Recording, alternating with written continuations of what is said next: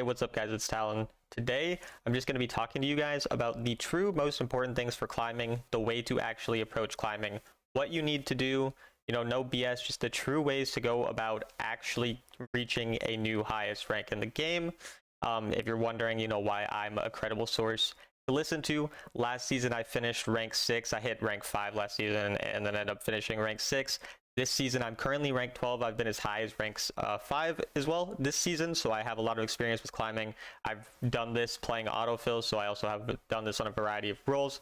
And so I have a lot of experience with climbing, and that's why I can definitely give you guys a lot of information on how to climb. And, and that might not all be the things you want to hear, but this is how I actually approach climbing, and I'm really able to win games and to climb.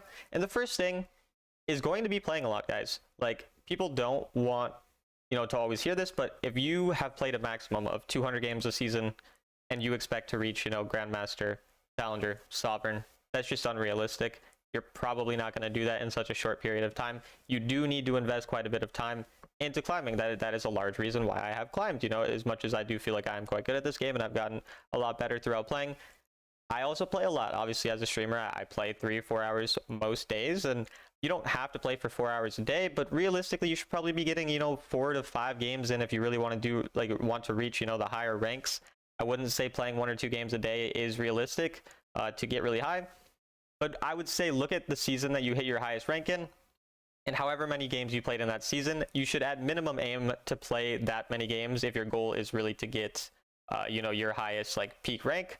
Obviously, people have lives, you have other things that are important, and so I'm not saying, that you need to play. I'm just saying if your goal, again, is to climb, then that's obviously going to be an important factor because of how the system works. It is a mark-based system. You get +1 for a loss, or for a win, rather, and -1 for a loss. So you do have to play quite a bit, and that's just the reality of things. Again, you don't have to play an insane amount, but you should play a relatively decent amount if you want to climb. Now, that's obviously something that, is partially controlled by your life circumstances in terms of how much time you have.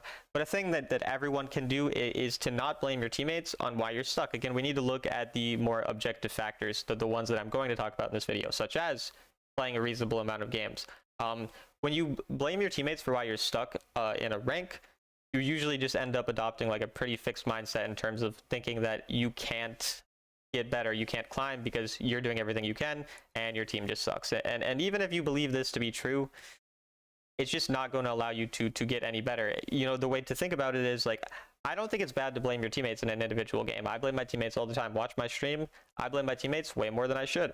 And I don't even think it's necessarily hampering my growth as a player because of the fact that I do blame my team a lot. Because I still acknowledge in the end, the reason that I'm not rank 1, as I was saying, or the reason that I'm not as good as Lamont or Jackie or these other things, is because I haven't improved as much as I could have. I've not played as much as them in terms of, them having more experience with League as a whole. They're better players than me because they just do a lot of things better than me as players. And I need to acknowledge that even though, yes, my teammates a lot of times are bad, a lot of times some of these games are unwinnable, I can't control the games, I still, again, if I were better, I would still climb higher. And having that mindset and that acknowledgement of the fact that, yes, your teammates suck, but you could also do better is good, because I don't think it's also healthy to perma-blame yourself and just blame yourself for everything. Because during other parts of my, Wild Rift journey in climbing, especially a lot of people who had watched me climb on mid lane from back when Challenger was the highest rank, I got Challenger on mid lane, because I tried to get Challenger on every role. And during this climb, the time where I got stuck the most was the time where I was permanently blaming myself. I was calling myself dumb. I was getting really mad at myself for making mistakes and playing poorly in some games. And I would blame myself even when my teammates played horrible, and I would just be like, well, I could have done this, I could have done that.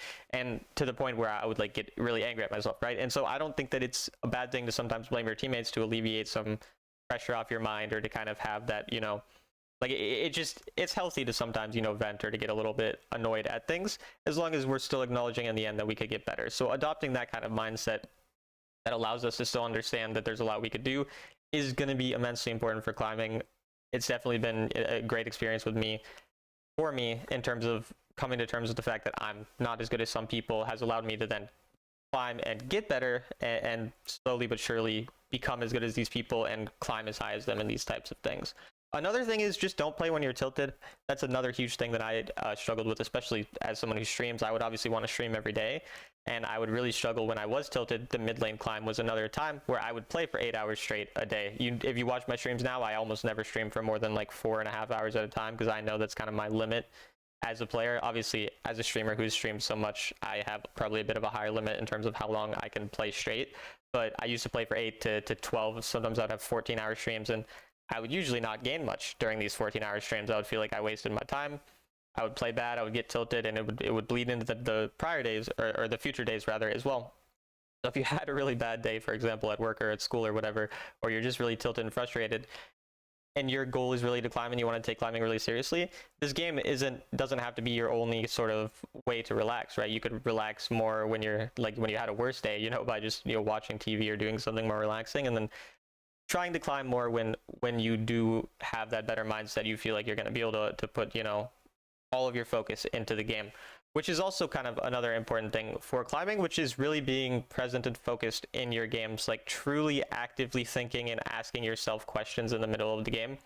Most of the people who watch YouTube videos or watch live streams, they generally have a higher overall threshold of knowledge in comparison to most of the people in their ranks, due to the fact that even if they aren't, you know, sovereign level players, they are watching sovereign level players play the game. You know, most of my viewers, I feel like they understand the game a lot better than the average player in their rank, even though they don't always have the ability to execute on the same level as a sovereign player, and their knowledge is still certainly not at the level of sovereign players oftentimes. But again, you guys who are watching a lot of this content, you do kind of have that additional understanding of the game as a whole, but oftentimes then you'll play really autopilot. You won't ask yourself questions in the game about what the win condition is, what I need to do in order to win the game, these types of things. If you're not actively asking yourself questions in the game, it's going to be really hard to actually ever climb, because you're just not going to be thinking critically. You're going to be playing every situation out the same without thinking about the uniqueness of every situation. And Wild Rift is a very complex game. A lot of things happen uniquely in every game. Sometimes you'll see something happen in a game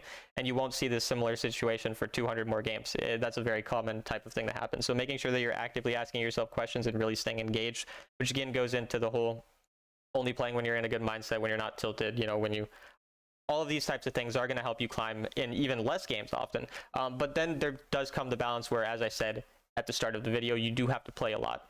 Or a relatively decent amount of games. So if this means that, you know, you're never playing because you're only trying to play when you're in the perfect mindset, when you're perfectly focused 100%, like, you can't do that either, right?